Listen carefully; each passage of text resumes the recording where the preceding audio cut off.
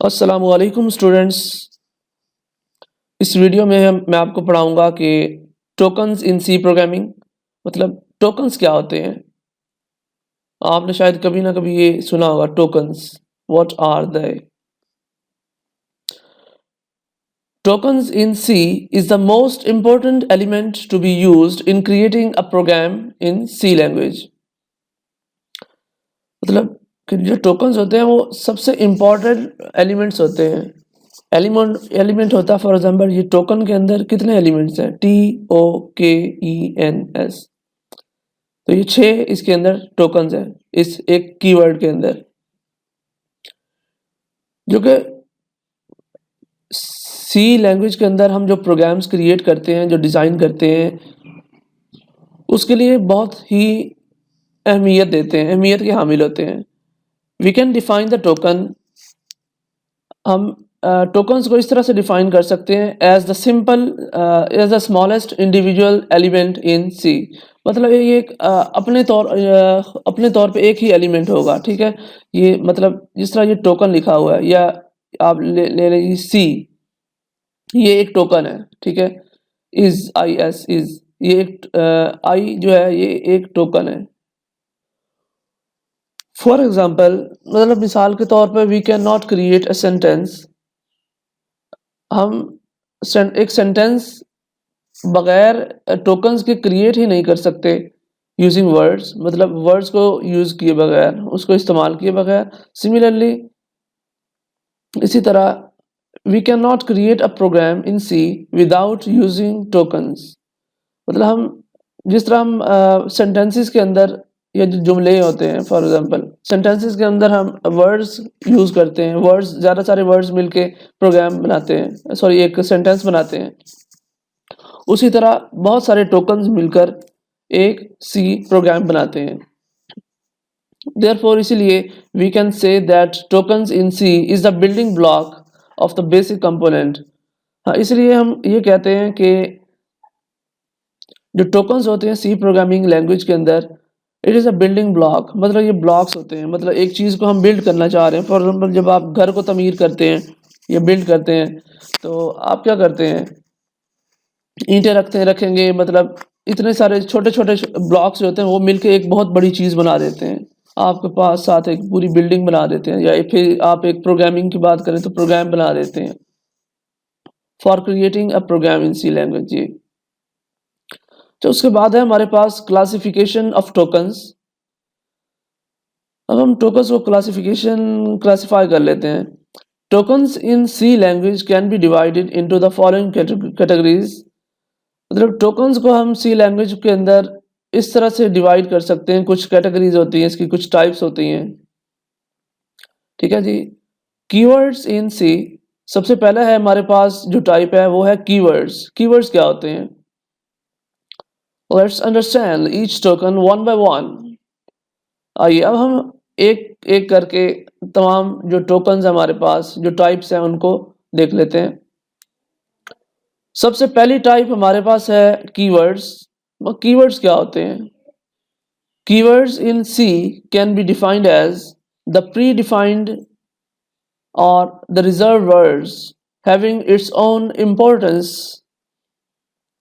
मतलब कुछ पहले से डिफाइन किए हुए वर्ड्स, ठीक है, या फिर रिजर्व वर्ड्स, मतलब वो ऐसे वर्ड्स जो हमने पहले से ही अपने पास रिजर्व किए हुए हों। हैविंग इट्स ओन इम्पोर्टेंस, मतलब उनकी अपनी एक अहमियत होती है। जिस तरह आप फॉर एग्जांपल घर के अंदर एक पूरी फैमिली के अंदर हैं, तो आपकी कुछ ना कुछ तो अहमियत होगी ना, थोड़ी बहुत तो इज्जत होती होगी आपकी घर में, जैसा कि आप सब जानते हैं। And each keyword has its own functionality. और हर एक कीवर्ड जो होता है, ये फॉर एग्जांपल जिस तरह मैं आपको एग्जांपल दे देता हूँ। ये आप स्क्रीन के ऊपर ऑटो देख रहे हैं, ऑटो लिखा हुआ है। ये क्या, ये एक कीवर्ड है। इसके अंदर टोटल 4 टोकन है, AUTO, ठीक है। फॉर एग्जाम्पल आप AUT लिख देते हैं तो ये इसका कोई मतलब ही नहीं बनता, प्रोग्राम को समझ ही नहीं आएगी। कंपाइलर जो है आपका, जो पहले से लाइब्रेरी इसमें इंस्टॉल है, वो ऑटो उसमें से देखेगा ऑटो क्या चीज़ है। अच्छा ये मतलब ऑटो फंक्शन है, तो मतलब ये प्रोग्राम्स को ऑटोमेटिकली क्रिएट करने के लिए यूज़ किया जाता है।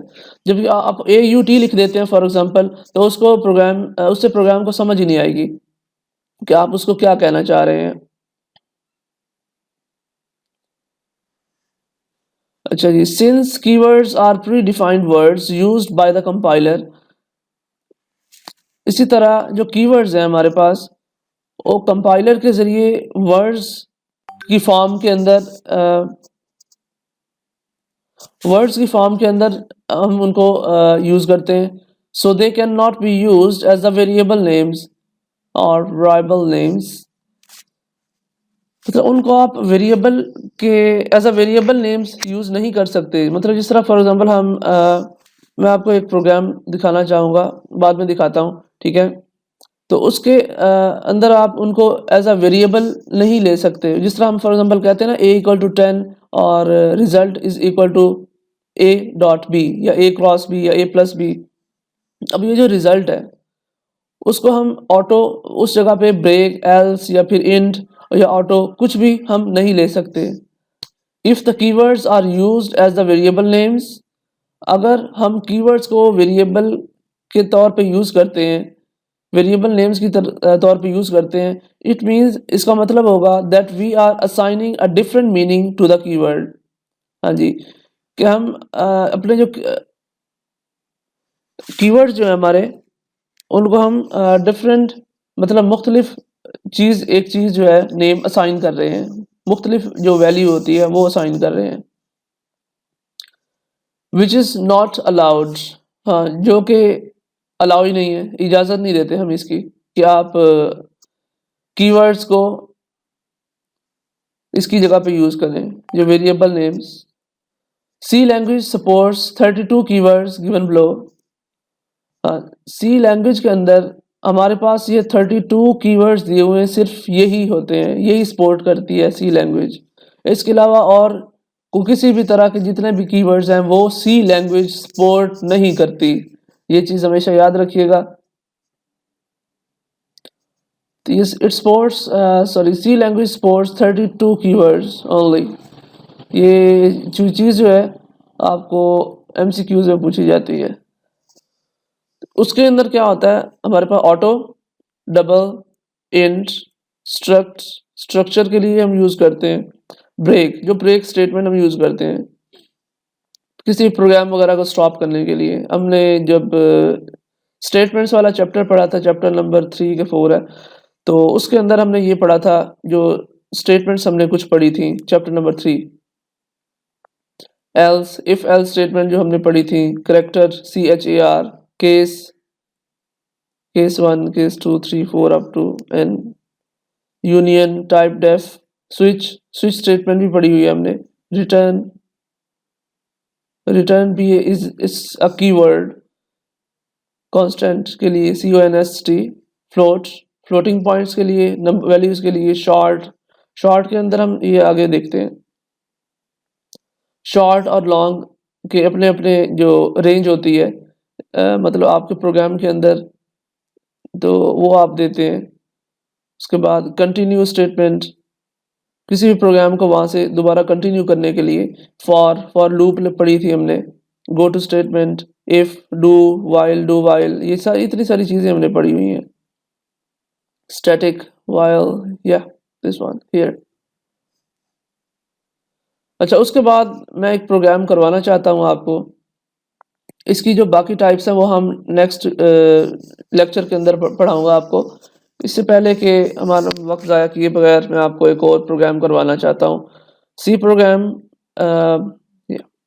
To find LCM। LCM क्या होता है?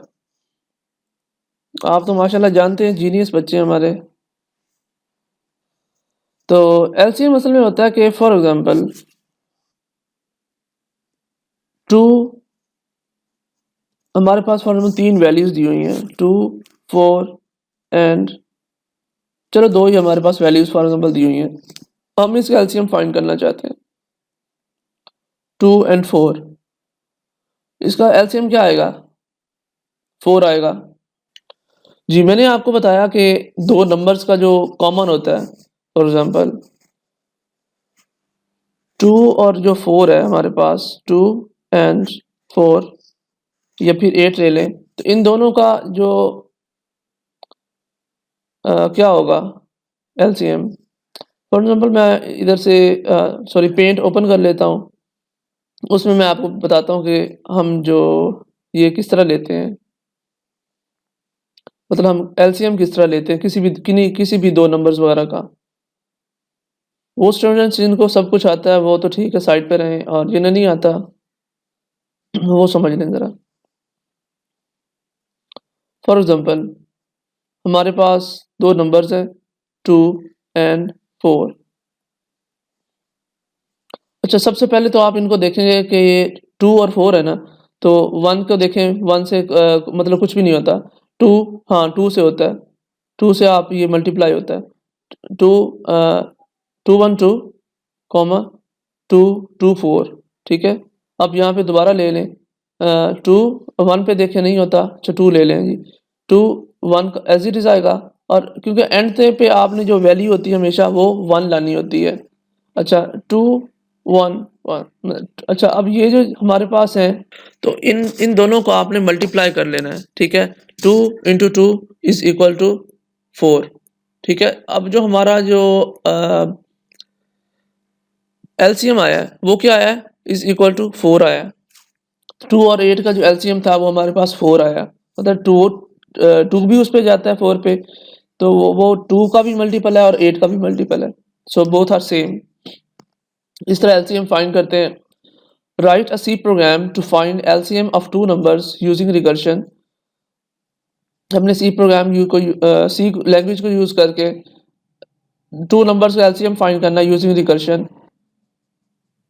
Logic to find LCM of two numbers using recursion. अच्छा, यहाँ पे एक एग्जांपल हमारे पास दी हुई है, ठीक है। इनपुट इनपुट हमारे पास जो दी हुई है वो है इनपुट फर्स्ट नंबर, जो पहला नंबर होगा सॉरी, तो वो इज इक्वल टू 12 दिया हुआ है, ठीक है। और जो सेकंड नंबर है वो इक्वल टू 30 के इक्वल है। फॉर एग्जांपल मैं आपको एक यही एग्जांपल ले लेता हूँ इसकी, ठीक है। 12 एंड 30 ले लेते हैं फॉर एग्जांपल। इसको मैं रिमूव कर देता हूँ यहाँ से। 12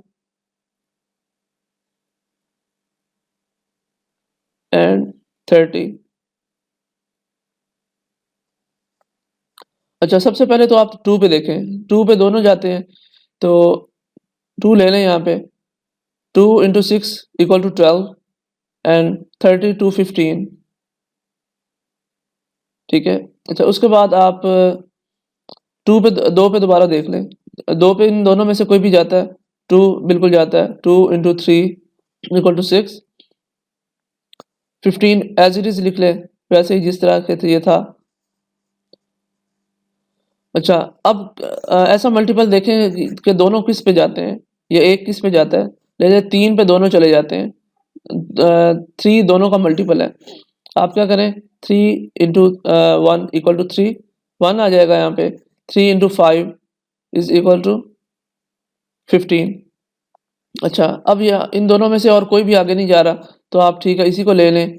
अब आप 5 ले लें यहाँ पे सीधा सीधा, 1 एज इट इज़, तो 5 इंटू 1 इज इक्वल टू 5। अब ये जो आपके पास ये दोनों हैं, ठीक है, इनका जो मल्टीप्लिकेशन होगी, इनकी जो रिजल्ट होगा, इन चारों को आपस में मल्टीप्लाई करें। 5 into 3 equal to 15, 15 by 2 30, 30 by 2 equal to हमारे पास आ गया जी 60 के। ठीक है, ये एलसीएम जो हमारे पास आता है वो 60 आता है। अच्छा, ये देखिए आउटपुट हमारे पास दी हुई है यहाँ पे, LCM of 12 and 30 is equal to 60, ठीक है। अब मैं आपको प्रोग्रामिंग की तरफ साइड पे ले जाता हूँ। अच्छा, हमारा ये कंपाइलर ऑलरेडी ओपन है, ठीक है। तो मैं क्या करता हूँ, इसको कंट्रोल एन प्रेस करके मैं एक न्यू फाइल ले लेता हूँ। अच्छा, तो अब हम क्या करते हैं, हम सबसे पहले कमेंट लिख लेते हैं। कमेंट के अंदर अपनी जो प्रोग्राम की स्टेटमेंट है वो लिख लेते हैं यहाँ पे, ठीक है जी। Right a C programme, statement लिखना ज़रूरी होता है क्योंकि इससे आपको समझ आ जाती है कि हम प्रोग्राम किस चीज़ के लिए कर रहे हैं। फाइंड क्या करना है, हमें क्या दिया जा रहा है, क्या फाइंड करना है, रिटर्न क्या करवाना है आपने। Write a C program to find the LCM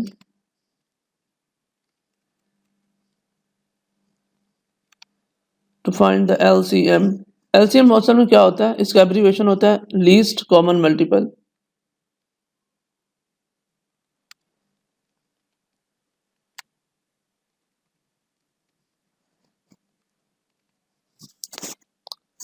of two numbers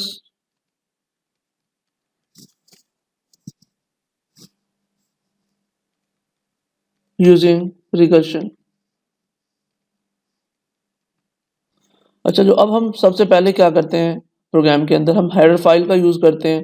हमारी जो स्टैंडर्ड हेडर फाइल है वो कौन सी है जी, hash include standard input output dot h std io dot h.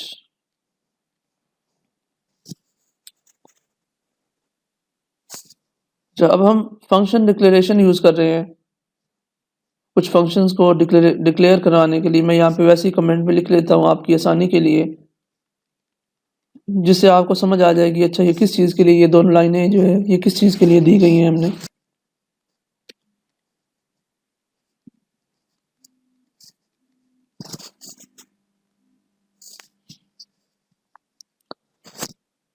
अब हमारा जो इंट फंक्शन है, मतलब जो हमने एलसीएम किन दो चीज़ों का लेना है, वो उसको हम कह रहे हैं कि हम अपना फंक्शन डिक्लेयर करवा रहे हैं इंट LCM।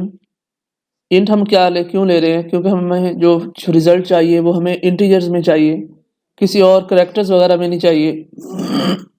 करेक्टर्स का आप LCM किस तरह लेंगे, int LCM int a comma int b। तो उसके बाद हम अपना मेन फंक्शन लिखेंगे इंट मेन। ये हमारी बॉडी के लिए हम रिप्रेजेंट कर शो करवाते हैं, ये जो ब्रैकेट्स होती हैं। तो अब हम क्या करेंगे जी, बॉडी के अंदर हम क्या असाइन करेंगे, इंट नंबर 1, क्योंकि हमने दो नंबर ले रहे हैं, इंट a और इंटीजर b जो है, ये num1 इज इक्वल टू ये 8 पहला है, और जो num2 होगा वो हमारे पास सेकंड नंबर होगा,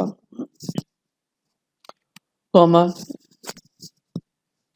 नंबर 2 एंड फाइंड LCM। हमने LCM फाइंड करना है।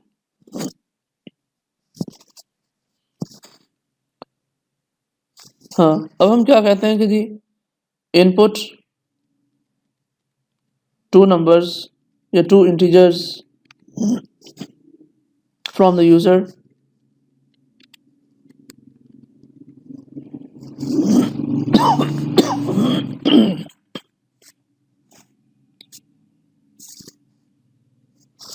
हम क्या करते हैं जी, प्रिंट एफ के लिए से हम कुछ ना कुछ शो करवाते हैं। प्रिंट एफ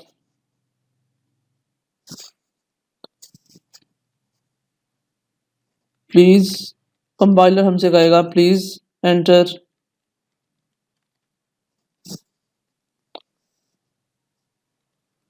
टू इंटीजर्स या टू नंबर्स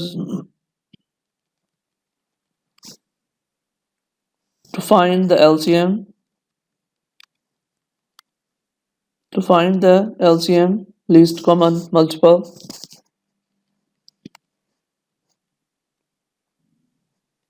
तो सेमीकोलन हम लगाते हैं वो प्रोग्राम को, हमारी जो स्टेटमेंट होती है उसको एंड करने के लिए, जो नेक्स्ट स्टेटमेंट को स्टार्ट करने के लिए हम लगाते हैं, जो हमारी पिछली स्टेटमेंट होती है उसके एंड पे। उसके बाद हम इनपुट के लिए स्कैन एफ का यूज़ करेंगे। स्कैन एफ, हमने जो डिजिट्स लेने हैं वो किस तरह लेने हैं, किस फॉर्म में, डिजिट्स की फॉर्म में।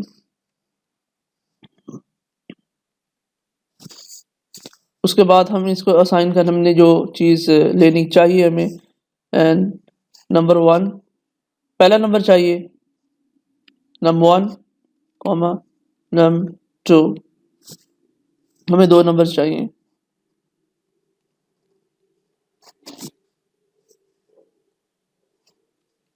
ठीक है जी।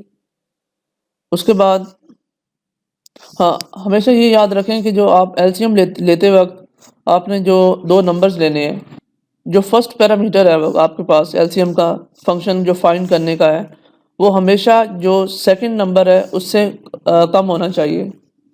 ठीक है, मतलब सेकंड दूसरा बड़ा होना चाहिए और पहला छोटा होना चाहिए।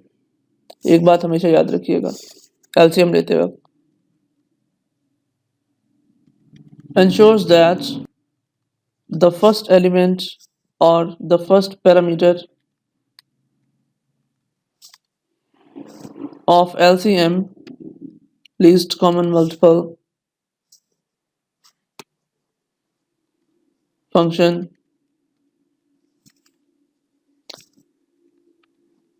is always less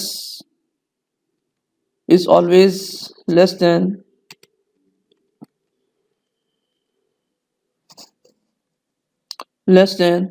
the second।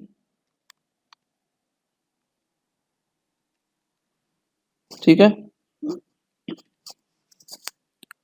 तो उसके बाद हम अपनी स्टेटमेंट लगाएंगे। हमारी जो इफ एल्स स्टेटमेंट थी उसका हम यहाँ पे यूज़ करेंगे, इस्तेमाल करेंगे। तो वो मैं आपको बताता हूँ हम किस तरह करने वाले हैं। जी, हम जो अपनी इफ एल्स स्टेटमेंट यूज़ करने वाले हैं वो हम किस तरह से करेंगे। इफ अगर number 1 is less than number 1 is greater than number 2, हमने कंडीशंस अप्लाई कर रहे हैं इफ स्टेटमेंट के अंदर, इफ एल्स स्टेटमेंट के अंदर कंडीशंस को अप्लाई कर रहे हैं। अगर number 1 is greater than number 2 then printf, मतलब तब इसको प्रिंट करना चाहिए हमें LCM equal to LCM of, मतलब हमारा जो रिजल्ट है उसके अंदर हमने क्या चाहिए, हमें नंबर 2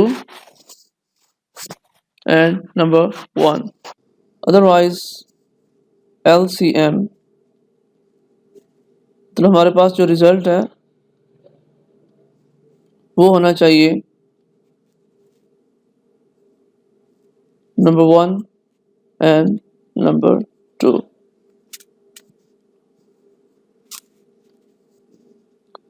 उसके बाद हमारे पास जो रिजल्ट शो होना चाहिए print F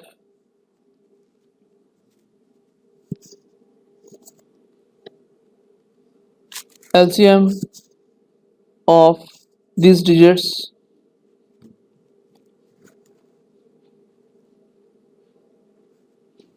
digit 1 and digit 2, जो हमारे पास हम जो नंबर्स वगैरह ले रहे हैं, क्योंकि हम 2 नंबर्स ले रहे हैं int number 1 A and B,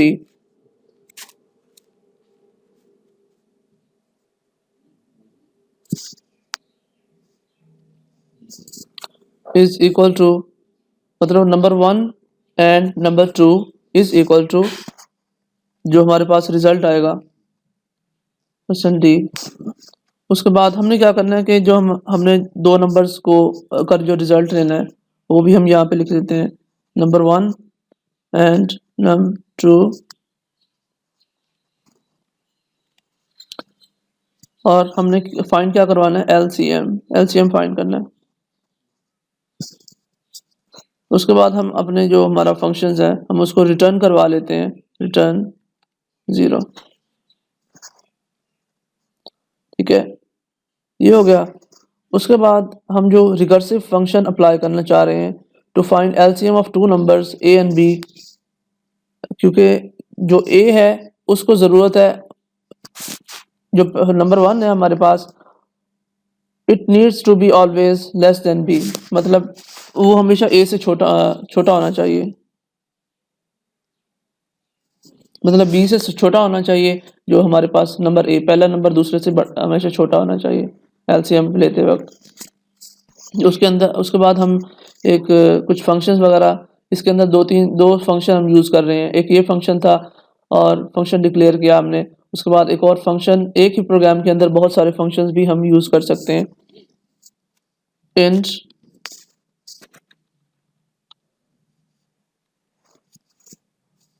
LCM of int A and int B।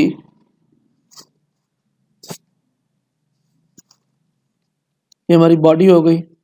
जो सेकंड बॉडी हमारी, इस एक ही प्रोग्राम के अंदर दो बॉडीज भी हो सकती हैं, मतलब दो फंक्शन, जितने फंक्शंस होते हैं उतनी ही बॉडीज होंगी। Static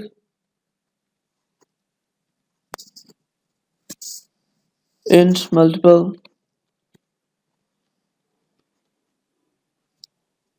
equal 0।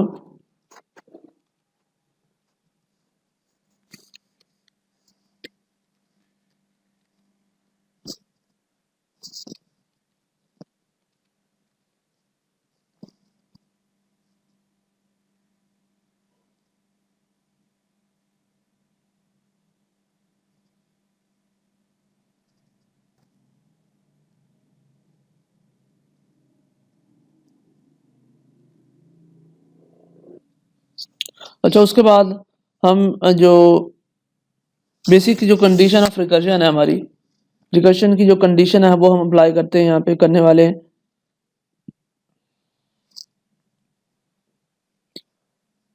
If found a common multiple then return the multiple.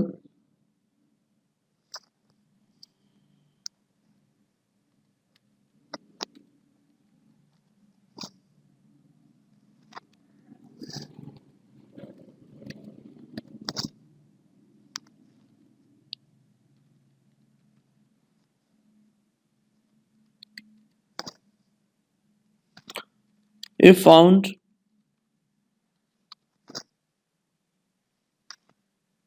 a common multiple,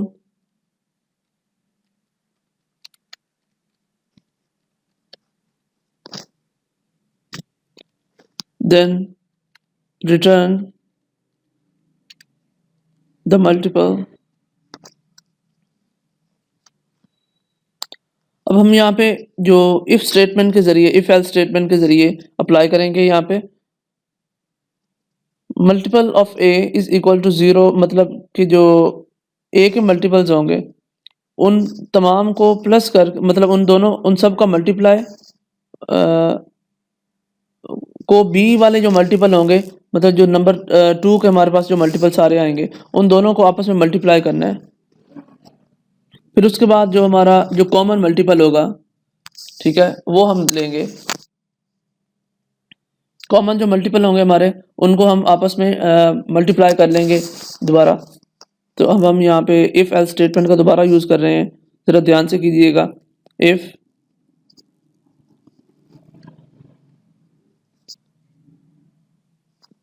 multiple mod ए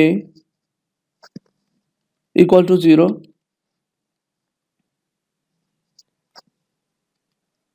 हम ये जो डबल एंड है, 2 दफ़ा मैंने एंड ऑपरेशन लिखा है, ये असल में एंड ऑपरेटर होता है। जब हमने ऑपरेटर्स पढ़े थे लास्ट चैप्टर के अंदर, चैप्टर नंबर 3 के अंदर, तो मैंने आपको बताया था कि ये किस लिए यूज़ होता है। दो स्टेटमेंट्स को इकट्ठा करने के लिए। एंड मल्टीपल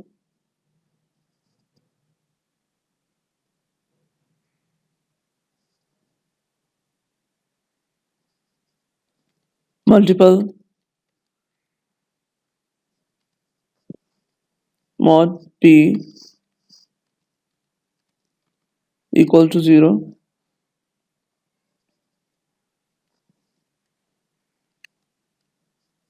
इफ स्टेटमेंट जो थी वो उसकी हम बॉडी अब हाँ, उसके अंदर हमने क्या करेंगे, रिटर्न मल्टीपल, रिटर्न मल्टीपल। उसके बाद हम जो एल्स स्टेटमेंट है, इफ एल्स स्टेटमेंट हम यहाँ पे लगा रहे हैं। एल्स अगर ये हो तो रिटर्न मल्टीपल कर दे, else otherwise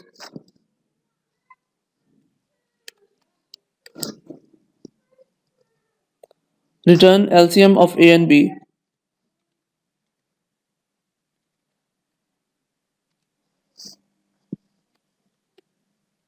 Of A and B.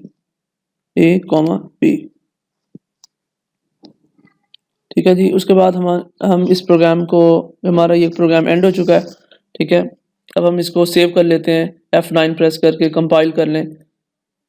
यहाँ पे आप कोई ना कोई इसको वैल्यू असाइन मतलब नाम दे दें। Find LCM of two numbers. ठीक है, मैं ये फाइल का नाम सेव कर लेता हूँ, जस्ट एंटर करें, सेव हो जाएगा जी। यहाँ पे कोई प्रॉब्लम वगैरह दे रहा है, एक minute. Int LCM,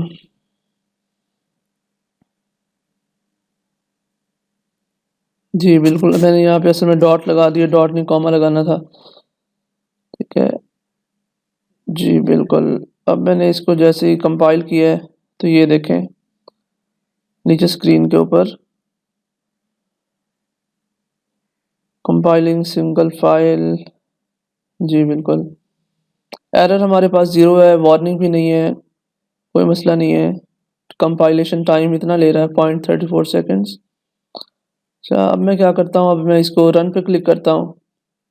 please enter two numbers. हाँ, मतलब ये जो हमारा प्रोग्राम है ये हमको कह रहा है कि जी प्लीज़ आप दो नंबर फाइंड करें LCM, मतलब दो नंबर पुट करें LCM फाइंड करने के लिए।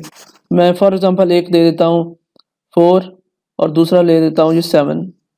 अब इन दोनों का LCM वाला क्या होगा? मेरे ख्याल में 28 होना चाहिए। जी बिल्कुल, ये LCM of 4 and 7 is equal to 28। ठीक है, ये इसने उन दोनों का 4, मतलब पहले इसको 2 पे मल्टीप्लाई किया होगा, 2 का मल्टीपल देखा होगा, 2 का 4 तो हो गया होगा, 7 एज इट इज आया होगा। ठीक है, तो उसके बाद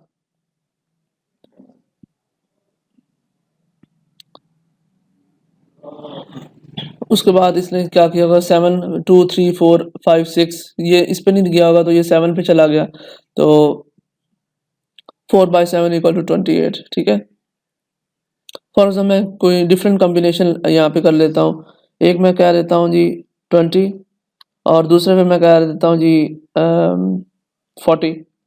तो इन दोनों का मल्टीपल क्या होगा? कॉमन, लीस्ट कॉमन मल्टीपल ये 40 होगा। LCM of 20 and 40 is equal to 40। ठीक है, ये प्रोग्राम था हमारा। तो आप लोगों ने, ये स्टूडेंट्स ने नोट करना है, उसके बाद मुझे बताना है प्रोग्राम खुद उसकी लिख के, राइट करके, उसको रन करके उसका स्क्रीनशॉट मुझे सेंड करना है अगर वो एरर नहीं आ रहा तो। अगर एरर आ रहा है तो आपने जो कुछ ना कुछ, कहीं ना कहीं गलती की होगी, कोई ना कोई मिस्टेक होगी आपकी, उसको आपने दूर करना है मिस्टेक को, फिर दोबारा रन करना है उसको, तभी आप लोगों की अटेंडेंस लगाई जाएगी। Thank you guys.